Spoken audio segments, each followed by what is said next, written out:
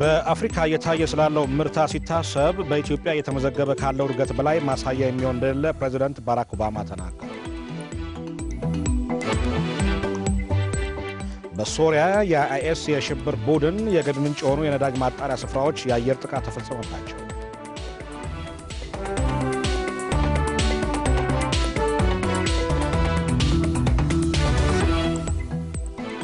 ጤና ይስጥልን። ከኢትዮጵያ ብሮድካስቲንግ ኮርፖሬሽን የሰዓቱን ዜናዎች እየቀርብ ያለው መሰረት ነው። በአፍሪካ የታየ ስላለው ምርታ ሲታሰብ በኢትዮጵያ የተመዘገበ ካለው እድገት በላይ ማሳያ የሚሆን እንደሌለ ፕሬዝዳንት ባራክ ኦባማ ተናገሩ። ፕሬዝዳንት ኦባማ ዛሬ በኒውዮርክ በጠቅላይ ሚኒስትር ኃይለማርያም ደሳለኝ ከተመራው ከፍተኛ የፌዴራል ልዑካን ቡድን ጋር መክረዋል። በውይይቱ ላይ ፕሬዝዳንት ኦባማ እንደተናገሩት ኢትዮጵያ በዓለማችን ፈጣን እድገት እያስመዘገቡ ካሉ ሀገራት መካከል አንዷ መሆኗ ትልቅ ስኬት ነው። ኢትዮጵያ በዓለም አቀፉ የሰላም ማስከበር ተልዕኮ እየተጫወተች ያለችው ሚና የሚደነቅ መሆኑን ፕሬዝዳንት ባራክ ኦባማ ተናግረዋል። ጠቅላይ ሚኒስትር ኃይለማርያም ደሳለኝ በበኩላቸው ኢትዮጵያ በልማትም ሆነ በሰላምና ጸጥታ ዘርፍ ከአሜሪካ ጋር ያላትን ትብብር አጠናክራ እንደምትቀጥልም ተናግረዋል። የአሜሪካ ኩባንያዎች በኢትዮጵያ የሚያደርጉትን ተሳትፎ የበለጠ እንዲያጠናክሩም ጠቅላይ ሚኒስትሩ ጥሪ አቅርበዋል።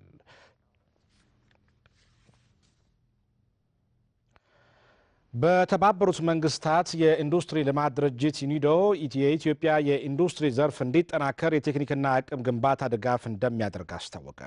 የአይስላንድ መንግስት ኢትዮጵያ በመገንባት ላይ ያለችውን የጂኦተርማል ኃይል ልማቷ እንዲሳካ እንደሚያግዝ ገልጿል። ብርቱካን ሀረገወይን ከኒውዮርክ ተጨማሪ ዘገባ አላት። በተባበሩት መንግስታት ድርጅት 69ኛው ጠቅላላ ጉባኤ ለመሳተፍ ኒውዮርክ የሚገኙት ጠቅላይ ሚኒስትር ኃይለማርያም ደሳለኝ ከተለያዩ ሀገራት መሪዎችና ዓለም አቀፍ ድርጅት ኃላፊዎች ጋር ተወያይተዋል። በተባበሩት መንግስታት የኢንዱስትሪ ልማት ድርጅት ዩኒዶ ዋና ዳይሬክተር ጋር ባደረጉት ውይይት ኢትዮጵያ የኢንዱስትሪ ዘርፏን ለማሳደግ እያካሄደች ስላለው እንቅስቃሴ አስረድተዋቸዋል። ድርጅቱ በአፍሪካ ውስጥ የኢንዱስትሪ ልማትን ለማሳደግ የመንግስታትን አቅም ለመገንባት በስልጠናና በቴክኒክ ድጋፍ ያደርጋል። የዩኒዶ ዋና ዳይሬክተር ሊዮንግ እንደገለጹት ኢትዮጵያና ሴኔጋል በአፍሪካ በኢንዱስትሪ ልማት የተሻለ አቅጣጫ ላይ ስለሆኑ ድርጅቱ ያግዛቸዋል። የጠቅላይ ሚኒስትር ኃይለማርያምና የዩኒዶ ዋና ዳይሬክተርን ውይይት የተከታተሉት አቶ ሬድዋን ሁሴን የመንግስት ኮሚኒኬሽን ጉዳዮች ጽህፈት ቤት ኃላፊ እንዳሉት የኢትዮጵያ የኢንዱስትሪ ልማት የፋይናንስ ድጋፍ እንዲያገኝ እገዛ ያደርጋል። ኢትዮጵያ መተው በጎበኙበት ሰዓትም የኢንዱስትሪ ዞን ልማቱን እንዲያዩ መሰረተ ልማት ላይ የባቡሩም የሌሎች መንገዶች ልማትም ኢንዱስትሪውን ለመሳብ የውጭ ኢንዱስትሪንም ይበልጥ ለመሳብ የውጭ ኢንቨስትመንትን ይበልጥ ለማጎልበት የሚያስችል ትክክለኛ አቅጣጫ መሆኑን ወስደው ነገር ግን በፕሮጀክቶች ዲዛይን ላይ በተመለከተ በአጠቃላይ ኢንዱስትሪያላይዜሽኑን ለመደገፍ የሚያስችለውን ዩኒዶ ዝግጁ እንደሆነ ይህንንም እስካሁን ያለው ሁኔታም በጣም ጠንካራ ነው። ነገር ግን ከዚህ በላይ ማጎልበት እንደሚገባ ኢትዮጵያና ዩኒዶም ጠንካራ ያለ ትብብራቸውን በዚህ አጠናክረው እንደሚቀጥሉ ነው የተስማሙት። የአይስላንድ ፕሬዝዳንት ኦላ ራግነር ግሪምሰንም ኢትዮጵያ በጂኦተርማል የኃይል ልማት የምታደርገውን እንቅስቃሴ በአቅም ግንባታ ብቻ ሳይሆን ለፕሮጀክቱ መሳካት መንግስታቸው እንደሚሰራ ለጠቅላይ ሚኒስትር ኃይለማርያም ገልጸውላቸዋል። ከዚህም ሌላ አይስላንድ የተራቆተ መሬትን እንዲያገግም በማድረግ የማልማት ልምዷ ከፍተኛ እንደሆነ የገለጹት ፕሬዝዳንት ግሪምሰን ለኢትዮጵያ የግብርና ዘርፍ ውጤታማነትም ሀገራቸው ድጋፍ እንደምትሰጥ አስታውቀዋል። በዚህ ዓመት አጋማሽም ኢትዮጵያን እጎበኛለሁ ብለዋል። ብዙሃንን አሳታፊ በሆኑ በኢንዱስትሪ ልማትና ኢኮኖሚ እድገት ውስጥ በተለይም የሴቶችን ተጠቃሚነት በሚያረጋግጡ ዘርፎች ድጋፍ እንደሚያደርጉ የገለጹት ደግሞ የኔዘርላንድ ንግስት ማክሲማ ናቸው። አቶ ሬድዋን እንዳሉት ንግስት ማክሲማ ሀገራቸው ለኢትዮጵያ በተለያዩ ዘርፎች ገዛ እንደምታደርግ ለጠቅላይ ሚኒስትሩ ገልጸውላቸዋል። ኢንክሉሲቭ ፋይናንሲንግ የሚል ፕሮጀክት ያላቸው በብዙሃኑን በኢንዱስትሪ ልማቱ በኢኮኖሚ እድገት ውስጥ ብዙሃኑን ተጠቃሚ የሚያደርግ የፋይናንስ አቅርቦትን በተመለከቱ ጉዳዮች ላይ ኢትዮጵያ እያደረገች ያለውን እንቅስቃሴ አድንቀው በዚሁ እንቅስቃሴያቸው ውስጥ ቀጣይ በሚደረገው ልማትም የኔዘርላንድ መንግስት ድጋፍ እንደማይለይ ባዩባቸው እንቅስቃሴዎች ውስጥም በጣም ኢምፕሬስድ እንደሆኑ ይህንንም ይበልጥ ማጎልበት እንደሚገባ ነው ያነሱት። ጠቅላይ ሚኒስትር ኃይለማርያም ትናንት ከግብፁ ፕሬዝዳንት አልሲሲ ጋር በታላቁ ህዳሴ ግድብ ግንባታና በናይል ትብብር ዙሪያ መወያየታቸው ይታወሳል። ለኢትዮጵያ ብሮድካስቲንግ ኮርፖሬሽን ብርቱካን ሀረገወይን ነኝ ከኒውዮርክ አሜሪካ። ለታላቁ የኢትዮጵያ ህዳሴ ኤሌክትሪክ ኃይል ማመንጫ ግድብ የሚያደርጉትን ድጋፍ አጠናክረው እንደሚቀጥሉ የፌዴራል ጠቅላይ ፍርድ ቤትና የፌዴራል ጠቅላይ ሸሪዓ ፍርድ ቤት አመራሮችና ሰራተኞች ገለጹ። የሁለቱ ፍርድ ቤቶች አመራሮችና ሰራተኞች ለግድቡ ግንባታ የሁለተኛ ዙር የቦንድ ግዥ ለመፈጸም ቃል ገብተዋል። ሰለሞን ጸጋዬ። ታላቁ የኢትዮጵያ ህዳሴ ኤሌክትሪክ ኃይል ማመንጫ ግድብ ግንባታ የመሰረት ድንጋይ ከተጣለበት ጊዜ ጀምሮ ህዝቡ ለግድቡ ግንባታ የሚያደርገው ድጋፍ እንደቀጠለ ነው። የፌዴራል ጠቅላይ ፍርድ ቤትና የፌዴራል ጠቅላይ ሸሪዓ ፍርድ ቤት አመራሮችና ሰራተኞችም ለግድቡ ግንባታ የሚያደርጉትን ድጋፍ አጠናክረው ቀጥለዋል። የፍርድ ቤቶቹ አመራሮችና ሰራተኞች በመጀመሪያው ዙር ከግማሽ ሚሊዮን ብር በላይ ለፈጸሙት የቦንድ ግዢ የቦንድ ሰርተፊኬት ርክክብ ስነ ስርዓት ተካሂዷል። የሁለቱ ፍርድ ቤቶች ሰራተኞች ለግድቡ ግንባታ የሚያደርጉት ድጋፍ ግድቡ እስኪጠናቀቅ ድረስ እንደሚቀጥል ለኢትዮጵያ ብሮድካስቲንግ ኮርፖሬሽን ገልጸዋል። በመስሪያ ቤትም በኩል ደግሞ ከደሞዝ በየወሩ እንዲቆረጥ ያደረጉ ያለበት ሁኔታ ነው ያለው።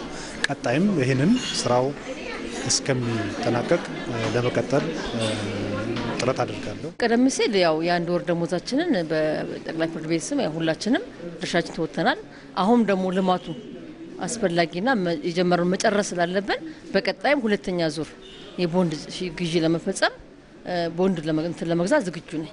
የፌዴራል ጠቅላይ ፍርድ ቤት ፕሬዝዳንት አቶ ተገኔ ጌታነህና የፌዴራል ጠቅላይ ሸሪዓ ፍርድ ቤት ፕሬዝዳንት ሼህ መሐመድ አልሙባረክ ሼህ መሐመድ ተቋሞቻቸው ለግድቡ ግንባታ ያልተቋረጠ ድጋፍ እንደሚያደርጉ ተናግረዋል። ይህንን ግድብ ከዳር ማድረስ ስለሚኖርብን ሰራተኛውም ዳኛውም ለዚህ በቂ ግንዛቤ ያለው ይመስለኛል። ይህንንም ወዶና ፈቅዶ እያደረገው ድጋፍ ያለ ስለሆነ በቀጣይነትም ይሄው ይቀጥላል የሚል እምነት ነው ያለው። ዳኞች እንደም ሰራተኞች የአንድ ወር ደሞዝ እንዲሰጡ ተደርገዋል። አንዳንድ ዳኞች ደግሞ ከዛ ውጭም ከክሳቸው እየሰጡ ይኖራል። ለወደፊቱ ያለው ነገርም እንደዚሁ የተጀመረው ነገር እስከ መጨረሻ እስከሚደርስ በነቃ መልኩ እየተሳተፈ ነው ያለው። ከቦንድ ግዢ በተጨማሪ በቅርቡ ይፋ በሆነው 8100 የአጭር የጽሁፍ መልእክት ጨዋታ እየተሳተፉ መሆኑን የገለጹ ሰራተኞቹ በቀጣይም በጨዋታው ተሳትፏቸውን በማጠናከር የበኩላቸውን ድርሻ እንደሚወጡ አስረድተዋል። አሁን ለሚደረገው የሜሴጅ መልእክት ማለት ነው ተሳትፎ እያደረኩ ነው። እስካሁን ድረስ 3-4 ጊዜም አድርጋለሁ። ለወደፊትም እቀጥላለሁ። ሁለት ዓላማ ነው ያለው። በአንድ በኩል ያው እኛ ተጠቃሚ የሚያደርጉ ቤቶች፣ መኪኖች እና ሌሎች ነገሮች አሉ። በሌላ በኩል ደግሞ ለህዳሴው ግድብ አስፈላጊ የሆነው በጀት በእኛ አቅም ብቻ ስለሚሰራ ለዚህ አስተዋጽኦ በማድረግ ሂደት አለው። ለወደፊትም እቀጥላለሁ። በሌላ ዜና በስዊድን ስቶክሆልም የሚኖሩ ኢትዮጵያና ትውልደ ኢትዮጵያውያን ለታላቁ የኢትዮጵያ ህዳሴ ግድብ ግንባታ የሚያደርጉትን ድጋፍ አጠናክረው እንደሚቀጥሉ ገልጸዋል።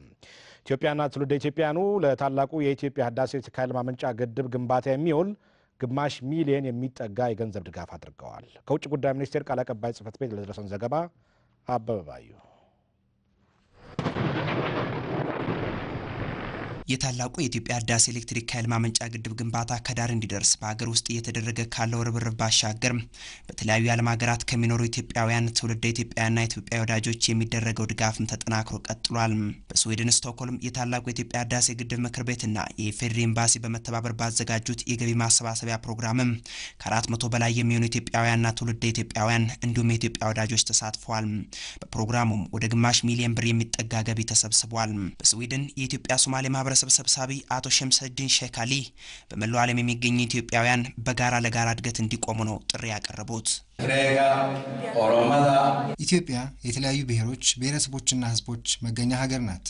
በሰው ሀገር የምንገኝ እኛ ኢትዮጵያውያንም እጅ ለእጅ ተያይዘን ለሀገራችን እድገት መስራት ይጠበቅብናል። በስቶክሆልም የታላቁ የኢትዮጵያ ህዳሴ ምክር ቤት ሰብሳቢ አቶ ፍጹም ኃይሌ ትውልደ ኢትዮጵያውያንን በመወከል ባደረጉት ንግግር በስዊድን የሚገኙ ኢትዮጵያውያንና ትውልደ ኢትዮጵያውያን ለታላቁ የኢትዮጵያ ህዳሴ ኤሌክትሪክ ኃይል ማመንጫ ግድብ እያደረጉ ያለውን አስተዋጽኦ አድንቀዋል። የእያንዳንዳችን አሻራ ግድባችንን ከዳር ያደርሰዋል። ይህ ታሪክ ለማየት ደግሞ ድጋፋችን ተባብሮ ክንድ ሲፈጥር ብቻ ነው። ይህ ታሪክ በእኛ ዘመን እየተሰራ ነው። ነገ ምን ሰራችሁ ብሎ ለሚጠይቀን ትውልድ ይህ ታሪክ ሰርተን ማቆየት አለብን። ታሪክ እንስራ። ከገቢ ማሰባሰቢያ ፕሮግራሙ በተጨማሪ አዲስን ዓመት ምክንያት በማድረግ በተዘጋጀው መርሃ ግብር ላይ የተገኙት በስዊድንና በስካንዲኔቪያን ሀገራት ባለሙሉ ስልጣን አምባሳደር ወይንሸት ታደሰ ኢትዮጵያ በተለይም ባለፉት ተከታታይ 10 ዓመታት ፈጣን ኢኮኖሚያዊ እድገትን ማስመዝገብ መቻሏን ነው ለታዳሚዎቹ የገለጹት። ሀገሪቱ የግብርናውን ክፍለ ኢኮኖሚ ወደ ኢንዱስትሪው ለማሸጋገር በምታደርገው ጥረትና ሜጋ ፕሮጀክቶቿን በማካሄድ ስኬታማ ተግባራትን ማከናወኗንም ጠቅሰዋል። ይህንንም ኢትዮጵያውያንና ትውልደ ኢትዮጵያውያን እንዲደግፉ ነው ጥሪ ያቀረቡት። በስዊድን ስቶክሆልም የሚገኙ ኢትዮጵያውያን ኢትዮጵያውያንና ትውልደ ኢትዮጵያውያን ከቦንድ ትኬት ሽያጭና ሌሎችም የገቢ ማሰባሰቢያ መንገዶች ካደረጉት ድጋፍ ባሻገር አዲሱን ዓመት በድምቀት አክብረዋል። በመንግስት ፖሊሲዎችና ስትራቴጂዎች ላይ የወሰዱ ስልጠና ግንዛቤያቸውን ያሳደገላቸውና የሀገሪቱን ነባራዊ ሁኔታ እንዲረዱ ያስቻላቸው መሆኑን የአዲስ አበባ ሳይንስና ቴክኖሎጂ ዩኒቨርሲቲ ሁለተኛ ዙር ስልጠና እየወሰዱ የሚገኙ ተማሪዎች ገለጹ። ስልጠናው በቀጣይ የዩኒቨርሲቲ ቆይታቸውንም ነገሮችን በሚዛንነት እንዲመለከቱ የሚያስችላቸው መሆኑን ተናግረዋል። በአዲስ አበባ ሳይንስና ቴክኖሎጂ ዩኒቨርሲቲ በሁለተኛው ዙር 6700 ተማሪዎች ስልጠና እየወሰዱ ነው። ተስፋ ያባት በአዲስ አበባ ከተማ ከ25000 በላይ በተለያዩ ዩኒቨርሲቲዎች የሚማሩ ተማሪዎች ናቸው በሁለተኛው ዙር ስልጠና እየወሰዱ የሚገኙት። ከነዚህ 6700 የሚሆኑት ደግሞ በአዲስ አበባ ሳይንስና ቴክኖሎጂ ዩኒቨርሲቲ የሚሰለጥኑ ናቸው። ተማሪዎቹም በተለያዩ የመንግስት ፖሊሲዎች፣ በህገ መንግስት መርሆችና በኢትዮጵያ ህዝቦች የትግል ታሪክ ዙሪያ ነው ስልጠና የሚወስዱት። በአገሪቱ የሚካሄዱ የተለያዩ የልማት ስራዎችን የሚሆን የአገሪቱን የእድገት ጉዞ በተመለከተ የነበራቸው ግንዛቤ ውስን እንደነበር የሚናገሩት ተማሪዎቹ በወሰዱት ስልጠና ግንዛቤያቸው ማደጉን ይገልጻሉ። ያው ከስልጠናው በፊት ብዙም የምናውቀው ነገር አልነበረም ስለ መንግስት የተለያዩ ስትራቴጂዎች፣ ፖሊሲዎች ማለት ነው። አሁን እዚህ ከመጣን ግን በተጨባጭ ያሉትን ነገሮች ፖሊሲው ምን ይመስላል በዛ ላይ በጣም ግንዛቤ ኖሮናል። ውጪ ምን ሰማው የተደብላለቀ ነገር ምን ሰማቸው ነገሮች ይኖራሉ። አሁን ደግሞ መጥቶ ያለውን ትክክለኛውን ያለውን ነገርና እንደ መንግስት የሚታሰቡትን ፖሊሲዎችና ስትራቴጂዎች ከራሳቸው አንደበት ሲገለጹልን መስማት ማለት በደንብ እንዳንወዛገብ ይረዳናል። አገሪቷ ከምን ተነስታ ምን የነበረችው ወዴት እየሄደች እንደሆነ ያጋጠማ ችግሮችን እንዴት እንደፈታች በጥልቀትና በስፋት የማየት እድል ሰጥቶኛል። መንግስት የሚከተለው ስትራቴጂ ምን እንደሆነ ስለማላቅ ብዙ ግንዛቤ የለኝም። አሁን ግን ከስልጠናው በኋላ ጥሩ ግንዛቤ አግኝቻለሁ። ማለት ለልማት እንድንተጋ ወጣቶችን የሚያነሳሳ ስለሆነ በጣም ደስ ብሎኛል። እዚህ ከመጣና ከመጣ በፊት የነበረው የተለያየ ነው የሆነብኝ። እዚህ ከመጣ በኋላ የተለያዩ እውቀቶችን ማላቃቸውን ነገሮች እንዳውቅ አድርጎኛል። የተለያየ አመለካከት ካላቸው ተማሪዎች ጋርም ደግሞ የተለያየ ግንዛቤ እንዳገኝ አድርጎኛል። ወደሚማሩባቸው ዩኒቨርሲቲዎች ሲመለሱ የሚያገኙትን እውቀት ለሌሎች ማካፈል የሚሆን በሀገሪቱ የእድገት ጉዞ ላይ ንቁ ተሳታፊ እንደሚሆኑ ነው ለኢትዮጵያ ብሮድካስቲንግ ኮርፖሬሽን የተናገሩት። ሰላምን ከማምጣት አንጻር፣ ሰላምን ከማስጠበቅ አንጻር በዚህ ጉዳይ ብዙ እንደማወራ አስባለሁ። በዚህ ጉዳይ ላይ ጥሩ ቅንነት ያለውን ራሽናል የሆነ ጭንቅላት ለመፍጠር ሞክራለሁ። መልካም አስተዳደርን ከማስፈን ኪራይ ሰብሳቢነትን ከመታገል አንጻር የላቀ ወጣቱ የላቀ አስተዋጽኦ ማድረግ እንዳለበት ነው ያየነው። ስለዚህ በጋራ የተለያየ ሀሳብ በሚነሳበት በዩኒቨርሲቲ ውስጥ የጋራ ሀሳብ ይዘን ልማታችን ለማስቀጠል ነው የሚያነሳሳ ነው። ያው ከተማርክ ካወቅ ማለት ነው የሚቀርቡልህን ሀሳቦች ራሽናሊ ወይም ደግሞ እንደ ተማረ እንዳወቀ ሰው ነው የምትመልሰው። ስለዚህ አሁን ያወቅነው ነገር አለ። ስለዚህ ማንም ምንም ቢለን በቀላሉ ስወይዳ ነው። የአዲስ አበባ ከተማ አስተዳደርን በመወከል የስልጠና ዋና አስተባባሪ አቶ ንጋቱ ዳኛቸው እንደገለጹት በኢትዮጵያ ድህነትን ለመዋጋት ለሚደረገው ጥረት የወጣቱ ሚና ከፍተኛ ነው። ስልጠናውም ተማሪዎች ሚናቸውን እንዲያውቁ እድል ፈጥሯል። እቺን ሀገር አሁን ድህነትን ለመዋጋት በምታደርገው ጥረትና በህዳሴ ጉዞ ላይ የራሳቸው ሚና እንዳላቸው ተገንዝበው ከመንግስት ጎን ከህዝቡ ጎን ሆነው የራሳቸውን ሚና ተሳትፎና ተጠቃሚነት እንዲያዳብሩ የሚያደርጋቸው ነው። በቢሸፍቱ ከተማ የኢሬቻ በዓልን በድምቀት ለማክበርና ለጎብኚዎች ለማስተዋወቅ ቅድመ ዝግጅቶች መጠናቀቃቸውን የኦሮሚያ ባህልና ቱሪዝም ቢሮ አስታወቀ።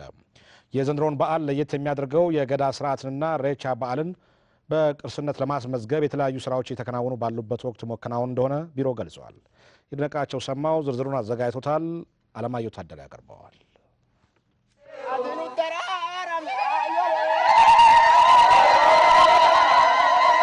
የኢሬቻ ወይም ምስጋና ስርዓት የሚከናወነው የክረምት ወራት ማብቂያና በመስከረም ወር አጋማሽ ነው። በዚህም የአከባበር ስነ ስርዓት ፈጣሪን ያመሰግኑበታል። ከየአካባቢው ወደ በዓሉ ስፍራ የሚመጡ ምዕመናንም የእርስ በርስ ፍቅራቸውን ይገልጹበታል። የዘንድሮ የኢሬቻ በዓልም መስከረም 25 ቀን በቢሾፍቱ ከተማ ይከበራል። በዓሉን በማስመልከት የኦሮሚያ ባህልና ቱሪዝም ቢሮ ምክትል ኃላፊ አቶ አሊ ከሊፋ እንደገለጹት በዓሉን ለማክበር የተለያየ ቅድመ ዝግጅቶች ተከናውነዋል። በዓሉን በደመቀና ሞቅ ባለ ሁኔታ ማክበር እንድንችል በየደረጃው እቅድ ተዘጋጅቶ በእቅዱ መሰረት እቅዱን አስፈጻሚ አካሎች ኦሪንቴሽን ተሰጥቷቸው የቅድመ ዝግጅት ስራ ተሰርቶ ዝግጅቱ ተጠናቋል ማለት ይቻላል። የዘንድሮ በዓልም የገዳ ስርዓትና ኢሬቻን በዓለም አቀፍ ደረጃ በቅርስነት ለማስመዝገብ የተሰራ ባለበት ወቅት መከበሩ ልዩ ያደርገዋል ነው ያሉት። የአባገዳዎች ካውንስል ዋና ጸሐፊ አቶ ጫላ ሶሪ በበኩላቸው በዓሉ እሴቶችን ለማሳደግና የእርስ በርስ ግንኙነትን ለማጠናከር ከፍተኛ አስተዋጽኦ አለው ብለዋል። ካውንስሉም የኢሬቻንና ሌሎችንም እሴቶችን ለማጠናከር እንደሚሰራ ተናግረዋል።